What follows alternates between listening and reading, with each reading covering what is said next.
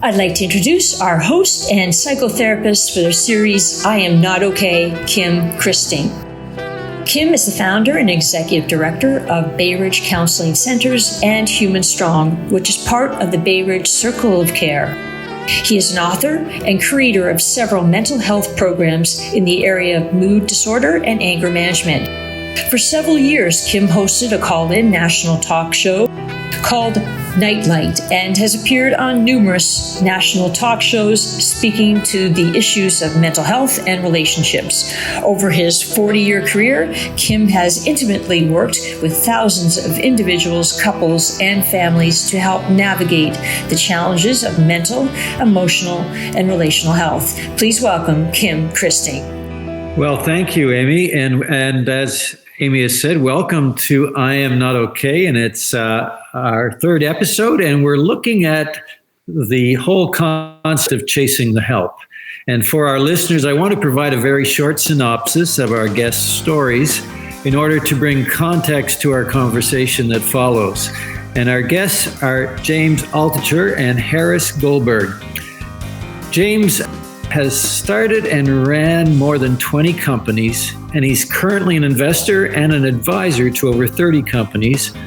But at one point, James lost everything. In a matter of months, his account drained from $15 million to $143. Depressed and on the floor, James realized that today's standard view of success comes with conditions. And the only way to be truly successful and fulfilled is to choose yourself and skip the line. Now James is a best-selling author, successful entrepreneur, angel investor, a chess master, and the host of the James Altucher podcast. Our next guest, Harris Goldberg, is a writer-director in feature film and television. He started making films after he sold his first screenplay within a week of moving to Los Angeles. He was signed to the William Morris Agency a week after that, where he secured his first screenwriting job for National Lampoon.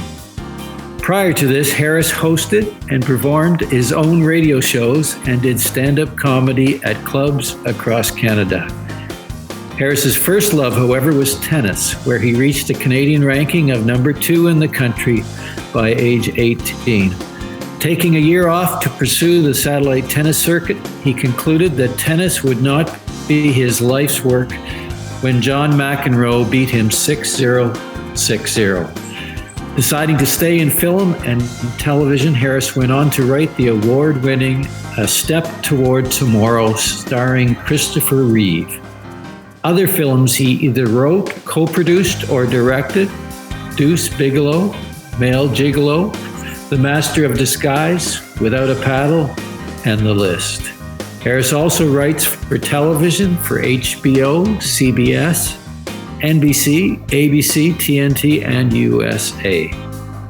It was during this time Harris began suffering from stress and anxiety, noting that it was the most frightening time of his life. After his recovery, he wrote and directed the film Numb. Welcome, James and Harris. Today, we're going to attempt to resist our own ego's highly developed protection system and vulnerably share about mental health, anxiety, men, success, insecurities, and how we can hide right in the middle of a crowded room, or even while we're performing on the stage of our own success story. So I would love, Harris and James, perhaps you would be able to share a little bit about your own, let's say, some of your experience with anxiety. Harris, how about you go first? Well, I'm hiding right now as we were speaking, just so you know. Anxiety's been a part of, for me, my life since I was the smallest boy. I mean, as I've gotten older and I don't know if I've gotten wiser, but as I've gone through the traditional therapy programs and I'm kind of I would say a survivor trying to figure out the answer to this anxiety. I realize there's a strong genetic component, but also I've learned quite a bit about the human condition, which helps my writing tremendously. But as I've always said, there's a tremendous price to pay for that, because it's a tough road to live with ongoing anxiety, because it's really like, for me anyway, it's like training for an athletic event. It's work, because otherwise it can take over and paralyze you. And it doesn't take much to trigger it. And then once it does, it's sort of your evil friend. It's a weird relationship where you hate it, but you're comfortable with the pain of it. And you're so used to it, you know how to navigate around it. But it's an awfully complex, for me anyway, it's a subject of my writing a lot, which I think it's the reason it creates the heart in my writing, because people identify with it from their anxieties to one extent or another. But you're kind of play acting through life, relationships, because you don't really, when you hit those depths, there's very few people you can really, convey how difficult it is. And you have to sort of rely on yourself to survive those moments to get to the next place. So it's a very up and down roller coaster. So it's still an ongoing thing for me. I deal with it all the time. And I think I've accepted it's part of my life and my MO. And now it's, how do you manage it and how do I navigate through it and try and find the best spots to be. And so you're still working through it. You haven't found keys or answers that have solved the issue. I don't think it's not solving. I have tools now. So in other words, take the pandemic. I have a lot of friends who, because of the stress of the pandemic, are suffering intense anxiety, panic, what have you, depression for the first time. And they don't have any tools. So they've never talked about it. They don't have any framework of why is this happening. So they're completely lost. And I remember that feeling. When it first hits you, it's terrifying, and it's amazing you can survive it. But when you have tools, you can you're familiar with the pain of it, and you can kind of navigate yourself out of it using these tools. Again, it's like playing a sport. So when I used to play tennis, I would play, if I was sore, I would go, well, today I'm sore because I didn't recover enough. How do I still get through the game using what strokes am I going to use? What spins am I going to use? How am I going to get through it? And you adapt. And I do the same thing now with anxiety. But even with those tools, it's not a fun thing to have, but it makes it a lot easier. So I just think I've become more experienced with that. Thanks for sharing that. Sure. Yeah. Yeah. So Harris put it so well. I actually was thinking a lot about what he was saying. As he was saying it kind of changed almost right away some of my own experiences with anxiety. I think I've also probably have been experiencing anxiety my entire life, but when you're young, you don't really realize you have nothing to be anxious about. When, at least for me, there was nothing for me to be anxious about. I grew up in suburban New Jersey, and it wasn't really a bad time, but I think my anxiety took the form of obsession. So I'd always get obsessed with things and need things to be a certain way. Otherwise, I guess I'd experience what I would now call anxiety. But for me, it really became a very negative thing. Like, I don't think obsession is necessarily a bad thing. It drives you, it motivates you, it helps you learn things, it helps you accomplish things. So that maybe there's an upside to anxiety. But I think it became negative for me the first time I sold a business, and then, as you so eloquently reminded me of, I then lost all my money. And this happened more than once, but that first time it happened, I suddenly saw a side of myself that I had never seen before, which is that I crashed and burned. I became so anxious, I couldn't sleep at night. I would wake up at like 2, 3 in the morning, and I would start writing down on a pad, adding up numbers in my bank account and money coming in and money I was spending. I would just add things up, trying to figure out how it could add up to a positive number so that I wouldn't go below zero. I had 2 kids and a house I was paying for. And I thought if my bank account went to zero, that I went to zero. and it would just kill me with anxiety. There was nothing I can do. And I would I would literally circle Manhattan walking all night. And that, as Harris mentioned, is almost like a painful friend, a lifelong friend. It never really, I sensed the lifelong aspect of it, but it never really was friendly. Like, I really hate anxiety. It's as Harris said, it's painful. It's not like a fun thing. And, this wasn't the only time I went broke. I've made money again, and then I went broke again, and I made money again, and I went broke again. There's almost 3 skills to money. There's making it, keeping it, growing it. And I would fail repeatedly at the keeping it and growing it. And, finally I but I saw a therapist about it.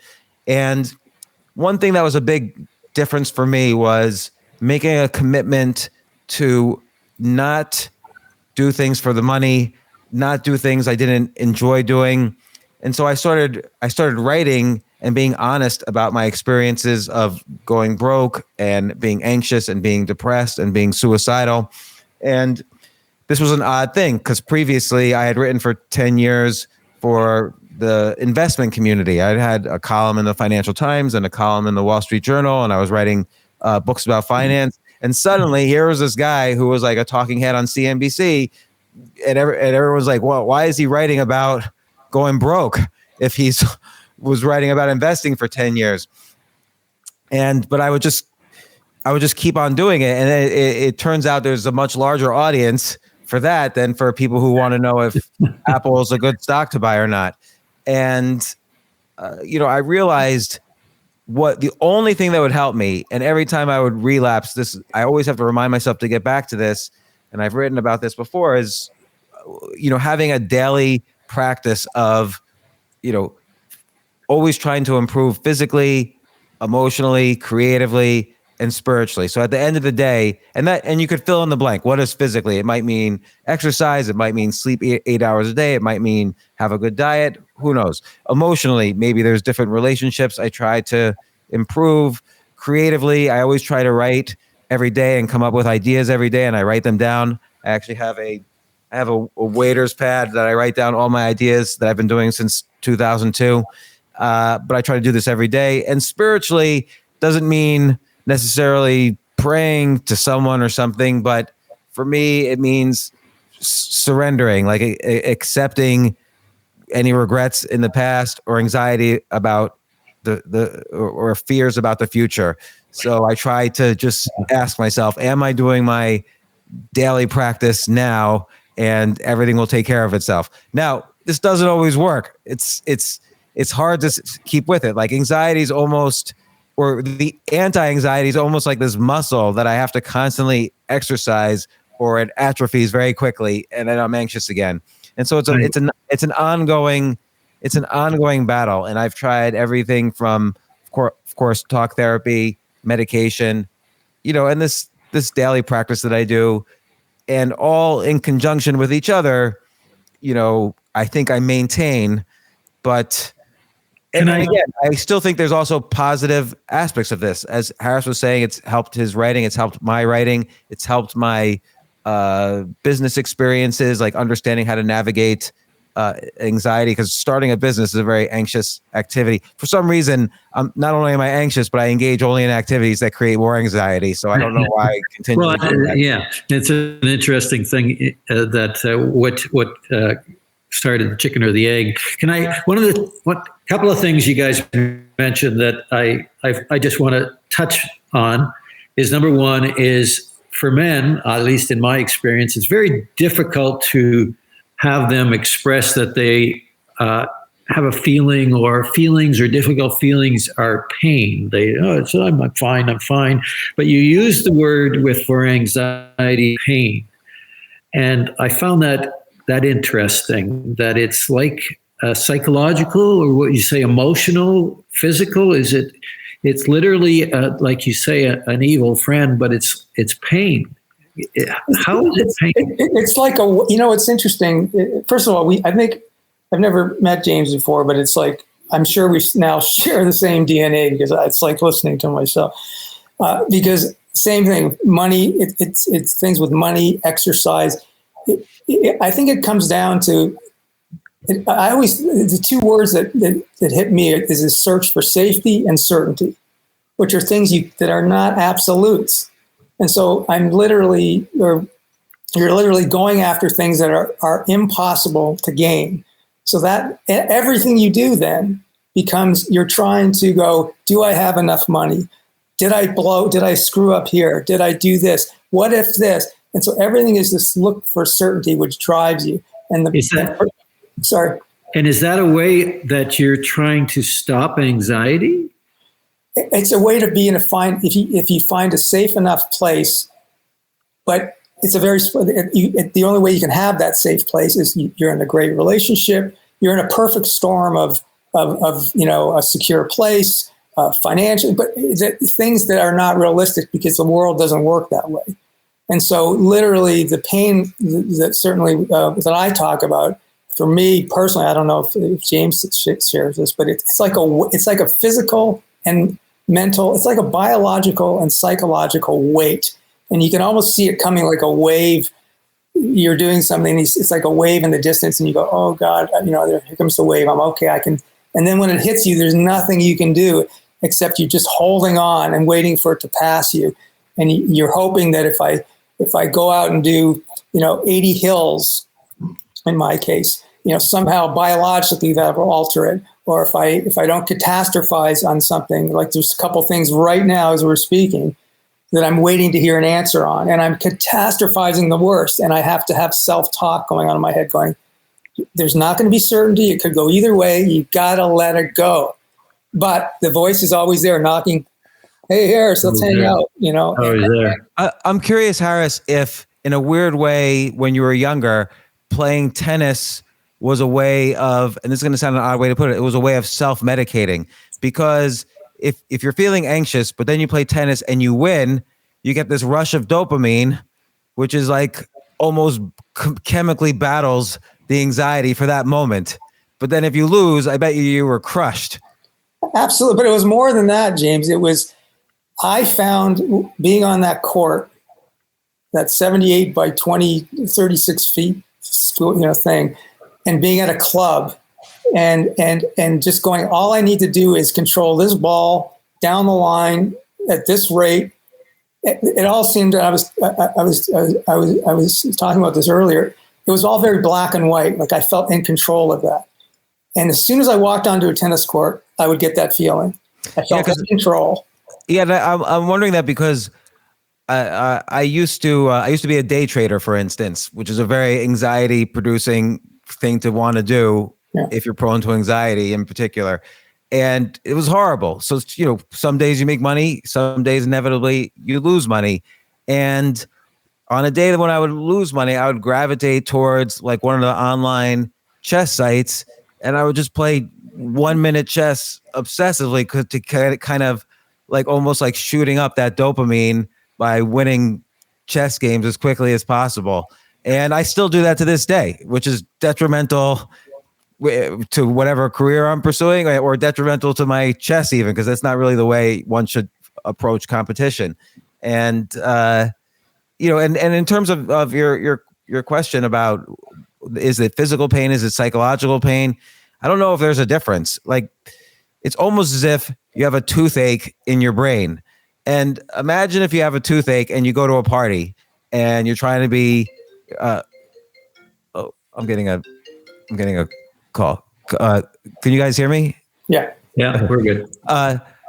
Imagine going to a party and you have a toothache. You're not going to really be able to focus on what people are saying. There's some filter between you and the people at the party. You can't talk to them and have a normal conversation. They're talking to you, and all you're thinking about is, I have this enormous pain and this person is speaking words at me and I have to say words back. So you're faking saying words back instead of being authentically who you are, because anxiety is always there between you and the people around you, because you're stuck in your head being anxious. And the more anxiety I feel, the more, the harder it is to function physically and psychologically. Like the first time I went to a therapist for this, he said to me, okay, James, what can I do for you? And I said, the only thing that can help me is if you write me a check right now for $1 million. And it's to Harris's point that you're asking for something. I was asking for something impossible. He wasn't going to do that. But I really felt that was the only way that was going to finally get this annoying, gnawing, ongoing chronic pain out of my head. And he said, I think even if I did that probably wouldn't help you very much, which I think it would have helped me. But well, look, he's the doctor, so whatever. Guys, but when you're sharing this, my heart is kind of crying when I think of you sharing this experience. And then whenever I think, guys, of what it was as little boys and what children are experiencing, like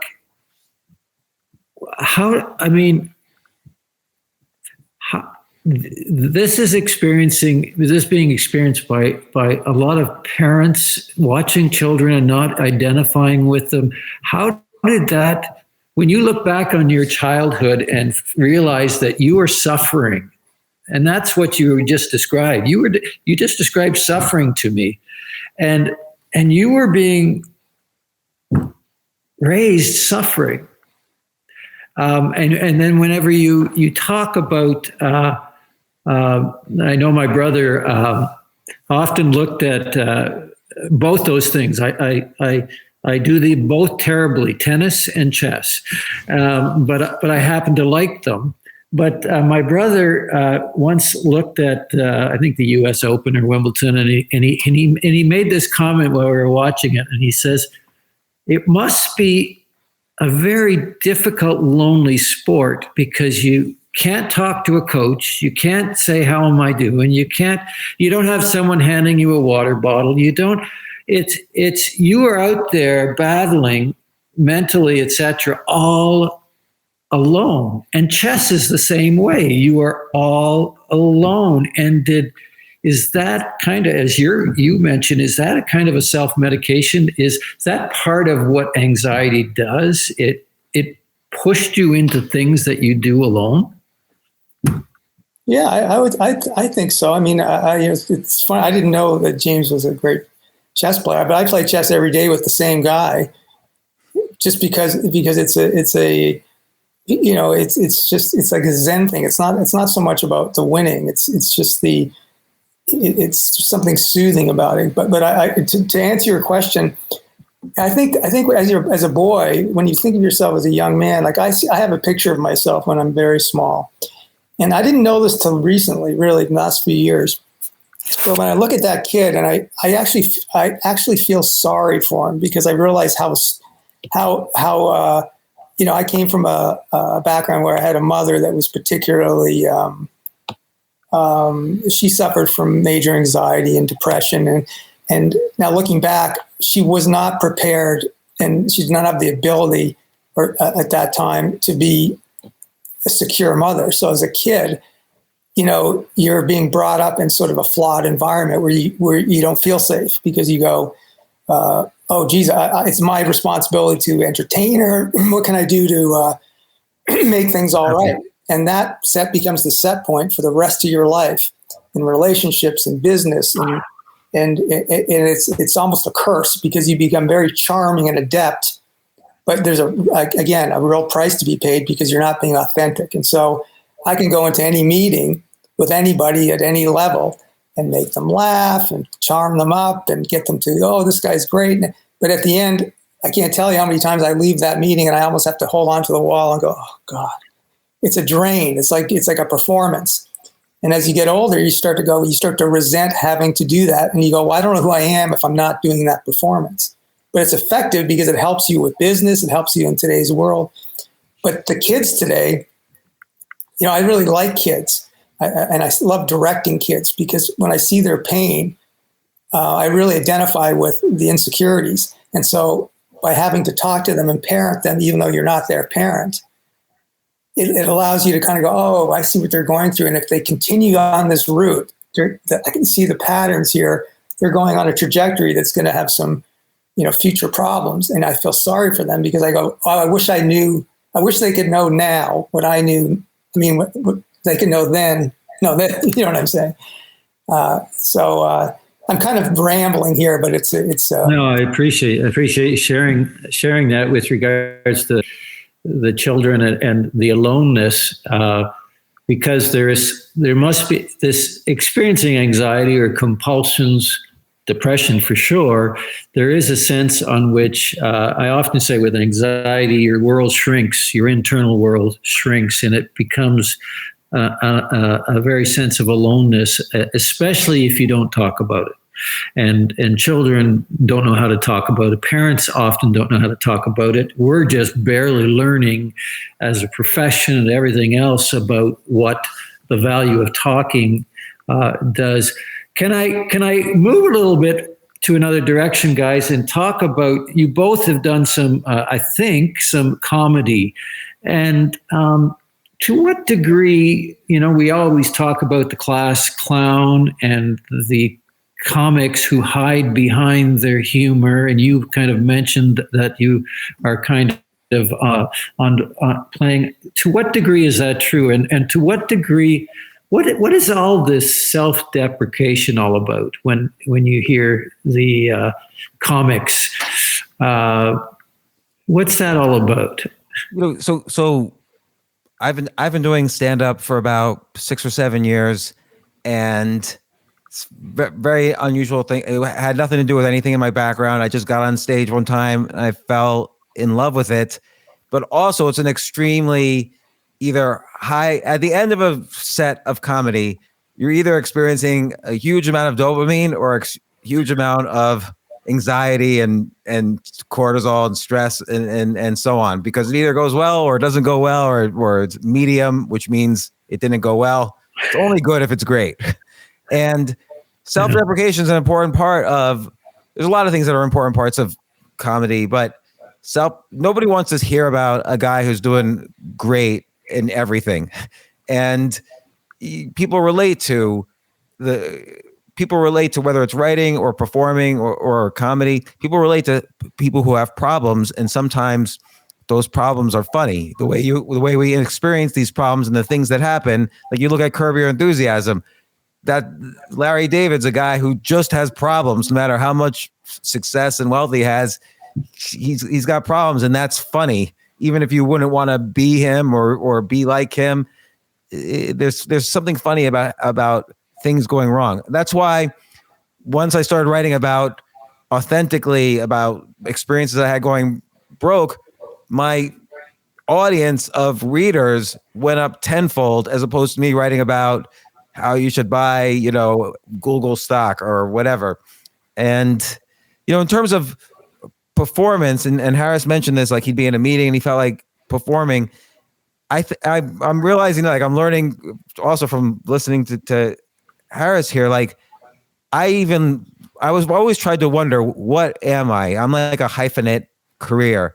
And then at one point I even thought, oh, I'm a performer. It just happens in different ways. But maybe that performance is always rooted in the anxiety of trying to relate to people in different ways and trying to be authentic and so on. I do feel like sometimes more of a fake performance than real, but that always is sort of a performance.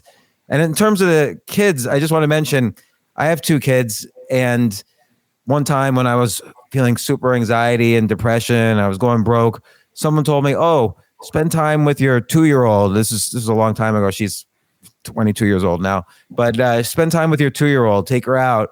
And people always feel better with their kids.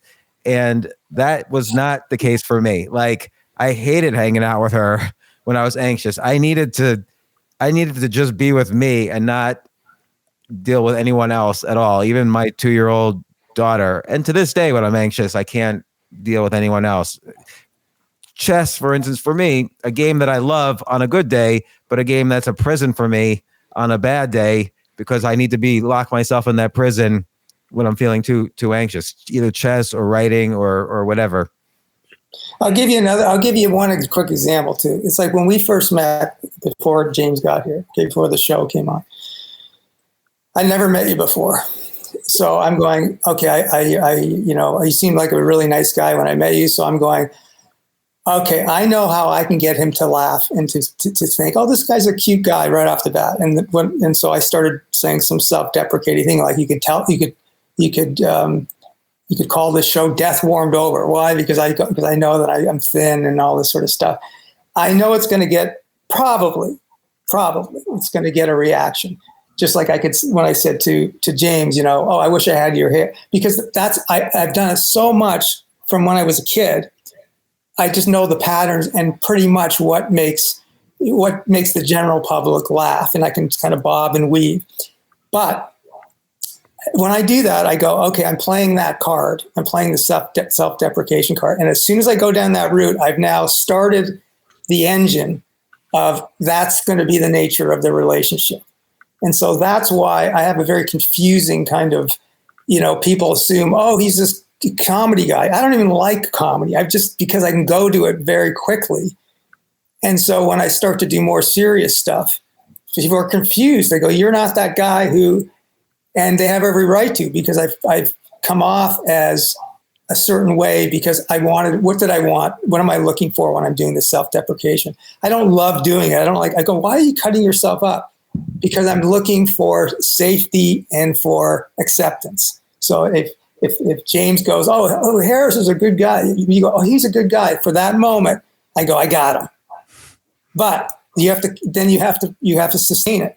And it's very hard to sustain self-deprecation and that kind of humor for very long, which is why, having worked with all these SNL guys for many years, where they would put me with somebody to write a script with them, often it would be a year, I noticed they were all the same kind of guys, which were very dark, unhappy, anxious, depressed guys. But they, just like what I was doing, they could put that switch on, and for those brief moments of whether it's on stage or on a show or on a talk show or when they had to do it, they could become very, very charming. And as soon as they turned it off, vicious.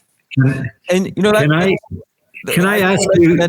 That's so interesting in terms of like introversion, because if every social event is elevated to performance levels in order to get through that anxiety, then you very quickly run out. This is for me. I very quickly run out of energy and need to recoup. Like I can't socialize. I'm not a shy person, which people confuse with introversion. I'm not shy at all, but I can't be with people for an extended amount of time, like more than an hour or so, before I just need to shut down for a while. I mean, right now, I don't mean to interrupt that, but right now, let's make it real time. As we're talking right now, part of my mind's going, say something interesting. I know I could say there's about 4 or 5 things I could say right now that I think would get a laugh from the audience, which is what people do on talk shows. But I also think it's more helpful for somebody watching this to say, that's what I'm thinking right now, is I'm going, do I pull that card and it takes us off being authentic right here? And do I want to go any deeper than this right now and convey that? And there's a fear about that too. So there's a big voice saying, do that funny thing, make a reference right now. You can do it, get a laugh. But I just go, I can't, I'm exhausted. I don't want to do that right now. Well, I think when I talk about anxiety, I often use the word, and I think we can identify that there's a sense of energy and it's eating up your battery. I often sometimes say that anxiety is like,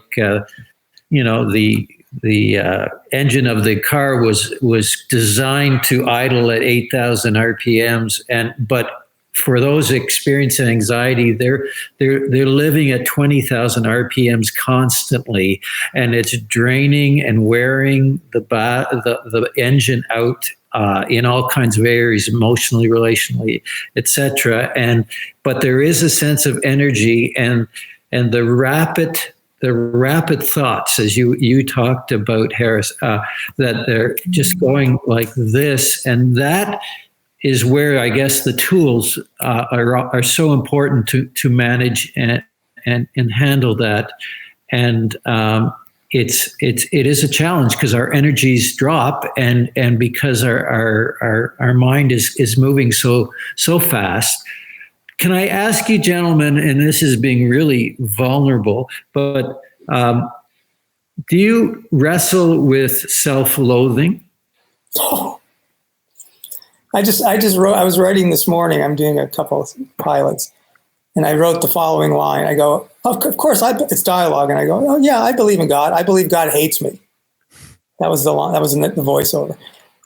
Oh my God, are you kidding? But it's a weird thing because it's self-loathing in public, but it's tremendous confidence inside. Like I'm sure James could not start all these companies, raise money, and do it. Just like I couldn't direct a movie or write this stuff or exist in this business if we didn't ultimately have this little secret where we go, hey, we're kind of blessed. We got something we know what we're talking about. We're a little bit, but we would never say that out loud, although I'm saying it now.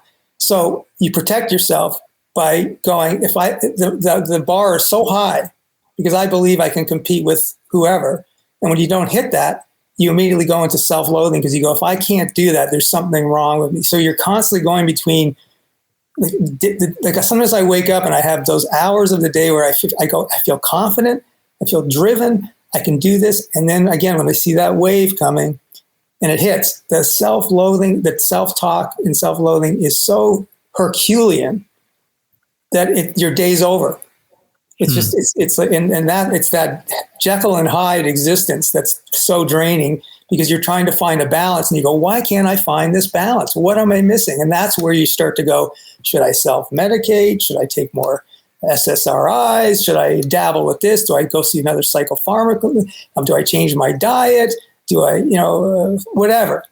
Again, this is just personal. I'm just no. It's the black and white thinking in your mind, like tennis. It's clear. It's black and white, and you're all good or all bad. It's catastrophizing. Your brain tends to go there, and I hear you. And I want to add to that it's not like people feel anxiety, or I don't feel anxiety when I'm just enjoying a TV show. Like if you want to be happy, just sit around and eat popcorn and watch TV all day. That's a happy thing to do. But when you're playing tennis or doing stand-up comedy or starting a business or writing a movie, you're kind of setting yourself up for massive anxiety, because anything that's really worth doing and difficult and highly competitive is not a happy thing. It could be an activity that creates well-being and life satisfaction and a feeling of mastery and community, and maybe has financial benefits, but it's not fun. And you're going to fail often.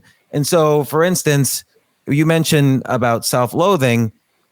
There's almost two kinds of self-loathing. There's the shame of failing at something or not doing well at something that you thought you should be doing well at, or losing all your money or whatever it is. There's enormous shame and self-loathing that comes with that.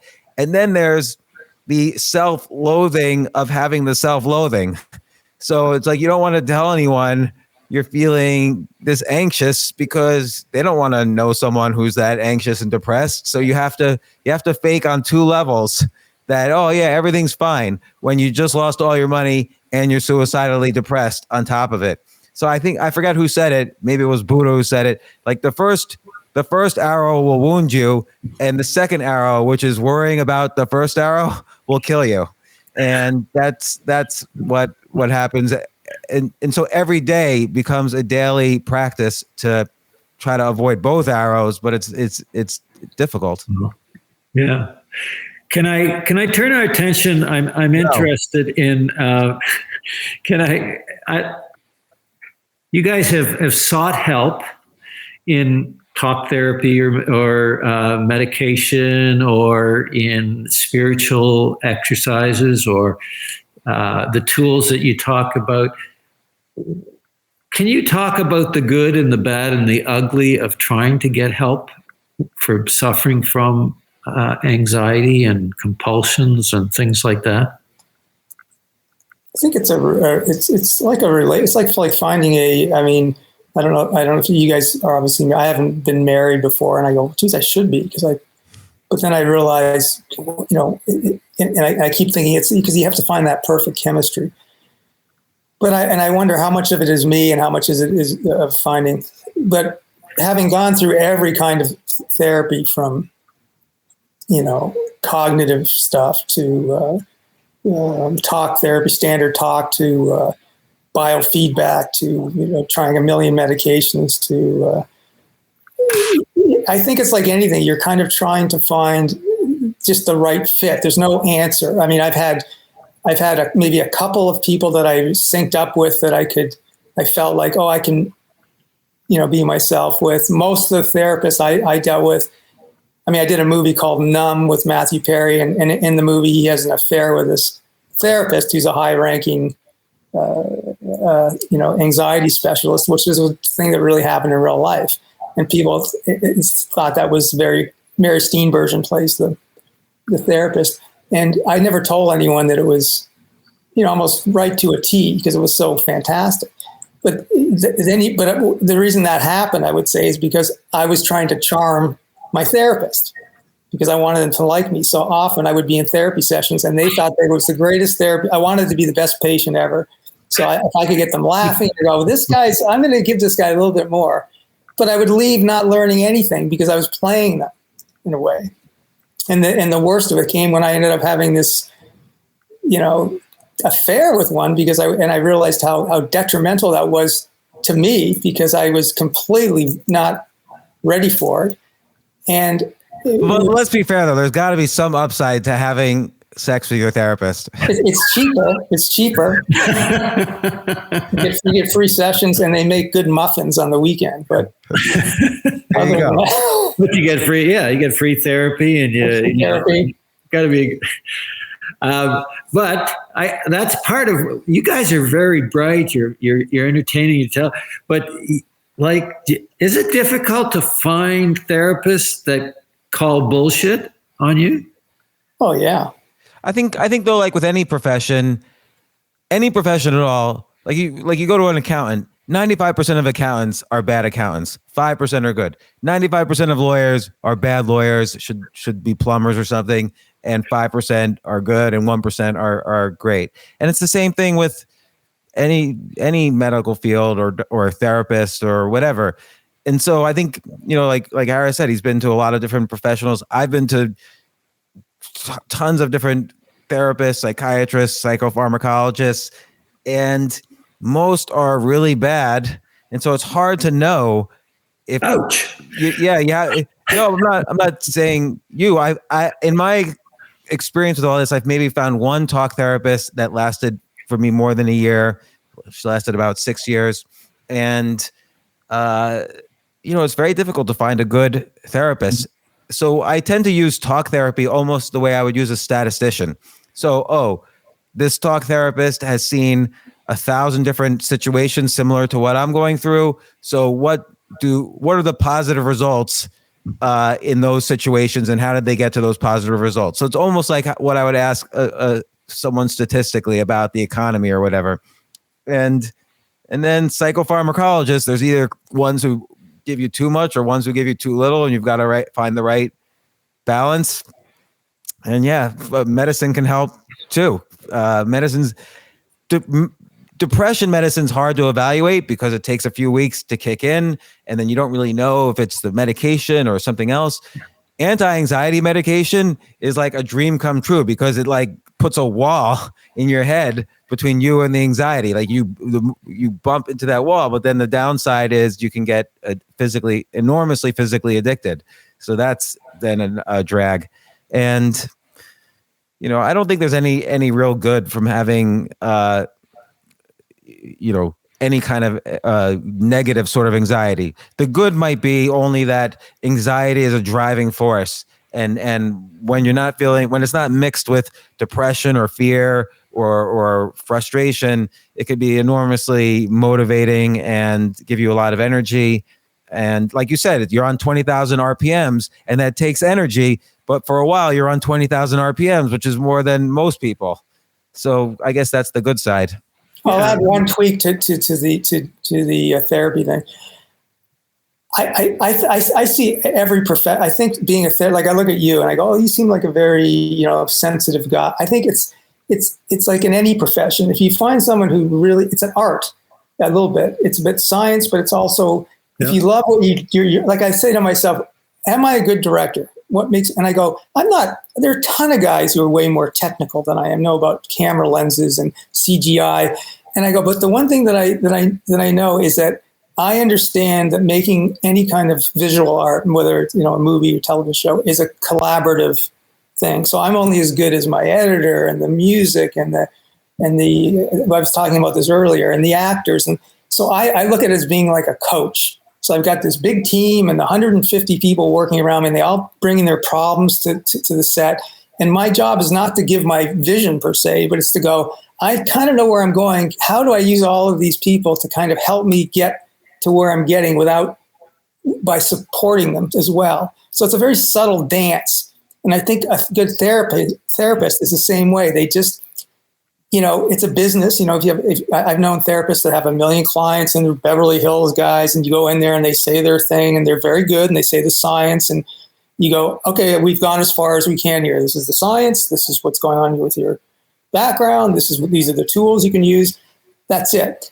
But I think there's a side to anxiety, depression, what have you, where it's almost an unspoken magical little thing that it's almost unexplainable. And a good therapist somehow taps into that.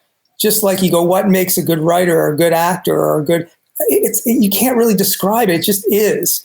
And it's just a perfect storm of things that you're drawn to that person, and they have a way of getting you to the next level you need to get to in a way without scaring you away and without being too reassuring, so that you're perpetuating what you're doing all the time, I think. Right. And I really like that in terms of that it literally takes a team or a group to get us from A to B. And some people, plant the seeds, other people water, other people harvest or whatever, or there's different seasons and different places that we all need to hear from different people. It literally takes a human village. I'm thinking, guys, that you in the way that your minds are quick and fast, and that you could easily hide while being in therapy. You're still hiding. And I'm also thinking about other first responders that could tend to be doing the same. Medical doctors, nurses, all these individuals, they already know the knowledge. They're smart people. They get it, but while looking like they're getting help, they aren't getting help. And do you ever sit there and play the game in your head, and that you're not really doing the work right now? I know everything I have to, everything I could do right now to take off the weight, but I don't do it, because of it's a combination of fear of the change, the pain of going through the anxiety of not doing certain OCD things that I get comfort from. The what ifs. I go tomorrow or in an hour. I'm telling you, I'm not going to tell you what it is, but there's something I'm waiting for right now. And I go, if I just get through this, and I get that call, and they go, it's okay, then I'm going to do it all. But am I really? And I go, no, I doubt it. And I go, I've been here before 1 million times. I've been doing this for the same pattern. So I'm going, something's not right. Or I'm going, I'll find that one woman, that will, when someone says, if it wasn't for my, thank you for this Academy Award. If it wasn't for my wife, she saved my life. And if she's at my everything, and I go, yeah, I want one of those. But it's an awfully hard ask, because you're looking for someone to go, you're trying to attract them, but at the same time you're going, am I looking for a mother here or a caretaker? What am I looking for? And it's confusing. And so ultimately, it's the cliche, which is, you have to find it in yourself. Or I go, I don't want to find it in myself. It's too, I want something else. I want James to solve it for me. I want you to solve it for me, but that ultimately is just going to perpetuate more anxiety, which I probably will be after we finish recording this. I think when I've been able to do this daily routine that I described earlier, that's certainly helped me or kept anxiety at bay. But when you're most anxious, when you're waiting for that call or waiting for, something to come through, and you start getting more and more burnt out and isolated and anxious, it's harder to cling to what your options are, because it's like you're at the top of a funnel and you start going down and round and round the funnel, and your options get less and less, and you can't go back to those options because you're just I just need that phone call and then I'll feel better. And rationally and intellectually, no, I need to exercise a little, or I need to, call these people, or I need to work on my creativity and focus on right now. This intellectually, but it becomes harder and harder to do the more anxious you get. The flip side again, though, is anxiety could drive you to do these positive things, but it just depends where you are on that spectrum that day. Well, it must be like anxiety. We know that helping to balance that fast engine and that speeding mind is to create routine, rituals, and some kind of structure, like the tennis court and the boundaries and the rules, and so the more those become clear. And as one NFL coach said, clarity is everything. And when we understand our role or our job or what we're to do, it helps an awful lot with the racing mind, etc. And so with chess, there's rules, there's things you can do, you can't do, and strategies. And yet it must be a real challenge, because that same routines must become ritualistic and almost become OCD in chasing those as the savior of. What I found was, that's very true what you just said, by the way, very apropos. But what I found interesting that's helped lately is I've started to read about Stoicism, and in one line, all that is, and I'm very wary about new, but I like ancient things that have been around for thousands of years and they've kind of gone through. And Stoicism basically says the world is a tough, harsh place that you're never going to be able to change all that. But the only thing you can control is your reaction to it. And that was like an epiphany. So like right now I'm naturally anxious about this thing I'm talking about. But now I say, can I control or have any influence on my reaction to it? And now it becomes like, oh, that's interesting. That could be a game. And I go, could I?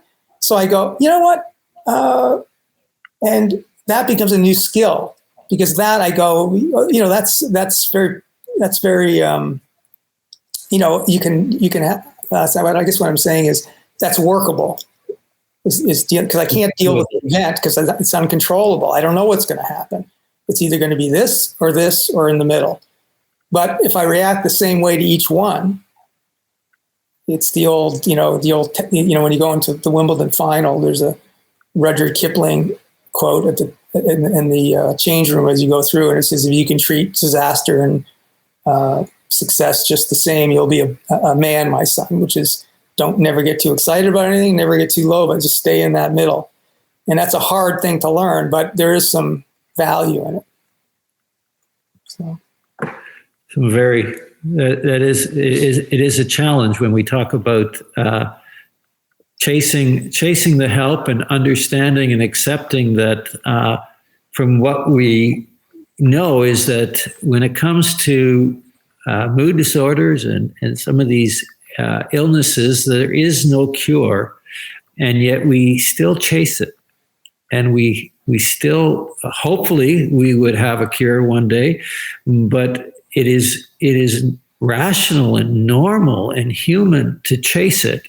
And then the chasing becomes a way in which we actually stop and hinder ourselves from actually accepting it. And somehow in the acceptance of it, there is hope, or in the understanding that there is something I can do, and accept in Stoicism, accept that, okay, I can't change what's going to happen in the next 5 minutes or hour because I don't know what's happening there. So why don't I try to let go? And so I think part of the hope in dealing with this is that even though we can't change the thing that we so desperately want to change, we can change something.